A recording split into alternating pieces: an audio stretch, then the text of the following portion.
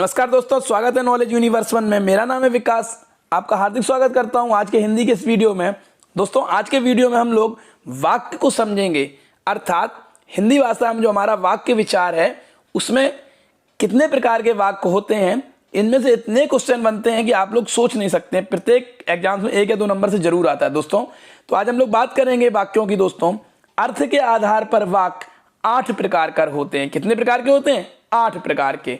मैंने सबके नाम आपके सामने दिए हैं: विधानवाचक, निषेधवाचक, प्रश्नवाचक, संदेहवाचक, जो सबसे इंपॉर्टेंट है दोस्तों, संकेतवाचक, इच्छावाचक और आज्ञावाचक एवं विस्मयवाचक। सभी प्रकार के वाक्यों को हम लोग समझेंगे, एक एक को डेफिनेशन देखेंगे। और वीडियो अच्छा लगे तो जरूर सब्सक्राइब करिएगा और चैनल को लाइक करके अपने दोस्तों में भी शेयर करें। तो सबसे पहले वाक्य आता है दोस्तों विधानवाचक वाक्य। इंग्लिश में हम लोग इसे अफर्मेटिव सेंटेंस या सिंपल सेंटेंस भी कहते हैं दोस्तों, अर्थात बिल्कुल सरल। जिस वाक्य में किसी काम होने या करने का बोध हो रहा हो उसे हम विधानवाचक वाक्य कहते हैं दोस्तों। जैसे सिंपल, रमा खेल रही है, दिल्ली भारत की राजधानी है, राम अयोध्या के राजा थे। इनमें किसी प्रकार का ना तो निषेधात्मक है ना प्रश्न पूछा गया है, बिल्कुल सिंपल तरीके से बोला गया है। तो जब ऐसे वाक्य आ जाए और पूछा जाए किस प्रकार का वाक्य है तो यह विधानवाचक वाक्य है। चलिए देखते हैं अपने दूसरे वाक्य को, निषेधात्मक वाक्य या नेगेटिव सेंटेंस। बिल्कुल अच्छे से हम लोग जानते हैं दोस्तों कि जिस वाक्य में क्रिया ना करने या ना होने का बोध हो रहा हो, अर्थात उससे मनाही हो रही हो, नहीं सेंटेंस आ रहा हो, नहीं का शब्द आ रहा हो दोस्तों, उसे हम लोग निषेधवाचक वाक्य कहते हैं। जैसे बाहर जाना मना है, राम आज स्कूल नहीं आएगा, बिजली कल तक नहीं आएगी। तो दोस्तों इसकी पहचान हम लोग ऐसे ही कर लेंगे कि यहाँ पर देख रहे हैं आप लोग किसका प्रयोग किया जा रहा है। सबसे ज्यादा आप लोग अगर ध्यान से देखेंगे तो इसमें नहीं का प्रयोग किया जा रहा है। देखिए नहीं आ रहा है, जाना मना है। ये निषेधात्मक जो वाक्य होते हैं इनको हम लोग ध्यान से अगर देखेंगे तो हम लोग तुरंत पहचान जाएंगे कि दिया हुआ वाक्य हमारा निगेटिव सेंटेंस या निषेधवाचक वाक्य है। चलिए तीसरे प्रकार के वाक्य को देखते हैं दोस्तों। और देखिए सीधा सीधा पूछा जाता है कि वाक्य कितने प्रकार के होते हैं हिंदी भाषा में, तो वाक्य 8 प्रकार के होते हैं, आपको याद रखना है। ठीक। तीसरा है कि प्रश्नवाचक वाक्य। बिल्कुल सिंपल है हमारे भाई कि जिस वाक्य में प्रश्न पूछा जा रहा हो, प्रश्न का बोध हो रहा हो, उसे हम प्रश्नवाचक वाक्य कहते हैं। तुम क्या कर रहे हो, तुम कहाँ रहते हो, तुम कौन से स्कूल में पढ़ते हो, तुम कब जाते हो, तुम कहाँ रहते हो, मतलब जहां कब, क्यों, कहाँ, कैसे, कितना, इन वाक्यों, इन शब्दों का प्रयोग हो तो आप समझ जाएंगे कि हमारा दिया हुआ वाक्य इंटेरोगेटिव सेंटेंस है, अर्थात इसमें किसी चीज की प्रश्न पूछा जा रहा है हमसे, तो यह प्रश्नवाचक वाक्य है। चलिए नेक्स्ट देखते हैं हमारा संदेहवाचक वाक्य, स्केप्टिकल सेंटेंस। सबसे इंपॉर्टेंट दोस्तों, जिस वाक्य में संदेह या संभावना का बोध हो, अर्थात उसमें संदेह हो रहा हो, संदेहवाचक वाक्य कहते। जैसे शायद आज बारिश होगी, शायद मैं कल आऊंगा, शायद वह सुधर चुका हो, अर्थात कंफर्म नहीं है, संदेह है। ऐसे वाक्यों को हम लोग संदेहवाचक वाक्य कहते हैं दोस्तों। ठीक है, तो ये क्वेश्चन बहुत आते हैं, इनमें आपको अच्छे से याद रखना कि जहां संभावना या संदेह रहता हो।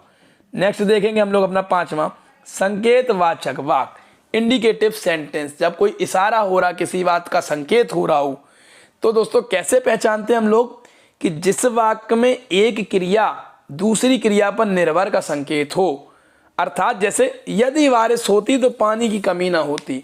तो जो पानी की कमी ना होना किस पर संकेत कर रहा है? बारिश होने पर, कि यदि ऐसा होता तो ऐसा ना होता, यदि वर्षा हुई होती तो कपड़े भीग जाते, या समय पर पहुंच जाते तो ट्रेन मिल जाती। तो यह सभी आपके हैं संकेतवाचक वाक्य या इंडिकेटिव सेंटेंस। आपको अच्छे से याद रखना है, ठीक, कि एक क्रिया दूसरी पर निर्भर रहती है। नेक्स्ट देखेंगे हम लोग इच्छावाचक वाक्य, जिन्हें हम लोग ऑप्टेटिव सेंटेंस कहते हैं। इन प्रकार के वाक्यों में हमारी कोई इच्छा होती है, किसी को दुआएं देते हैं, शुभकामना करते हैं, आशीर्वाद होता है या आशा आदि के भाव प्रकट हो, इनको हम ऑप्टेटिव सेंटेंस कहते हैं या इच्छावाचक वाक्य कहते हैं। जैसे आपकी यात्रा सुखद रहे, ईश्वर करे आप खुश रहें, आप अपने कार्य में सफल हों। ठीक है, मे गॉड ब्लेस यू, ऐसे बोलते हैं ना हम लोग इंग्लिश में। तो ये सब होते हैं आपके ऑप्टेटिव सेंटेंस या इच्छावाचक वाक्य, जिनमें इच्छा, शुभकामनाएं, आशीर्वाद हो रहा हो, आशा आदि हो। जैसे मुझे आज बाहर जाने का मन है, मेरी इच्छा है मैं बाहर जाऊं, भगवान करे ऐसा हो जाए, तो ये भगवान से दुआ है, शुभकामना है। तो ऐसे वाक्य इच्छावाचक वाक्य कहलाते हैं दोस्तों। चलिए नेक्स्ट देखते हैं दोस्तों, आज्ञावाचक वाक्य, इंपरेटिव सेंटेंस, जिस वाक्य में आपको ऑर्डर दिया जा रहा हो, ठीक है, उपदेश दिया जा रहा हो, अनुमति या प्रार्थना आदि के भाव हो रहे हैं, उन्हें हम आज्ञावाचक वाक्य कहते हैं। जैसे तुम बाहर जाओ, ऑर्डर है ना ये, कृपया शोर ना करें, डोंट मेक ए नॉइज, एक गिलास दूध लाओ। तो इनमें हम क्या कर रहे हैं, आज्ञा उपदेश आदेश हो रहा है, हम तुरंत पहचान जाएंगे कि इस प्रकार का वाक्य आज्ञावाचक वाक्य है।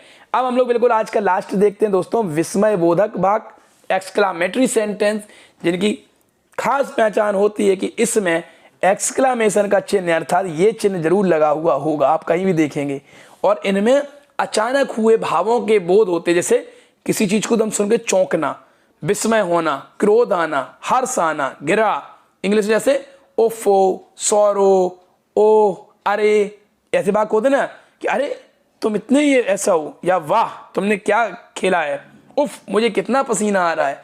तो इस प्रकार के वाक्य एक्सक्लामेटरी सेंटेंस होते हैं, जिन्हें हम लोग विस्मयवादी वाचक या विस्मय बोधक वाक्य कहते हैं दोस्तों।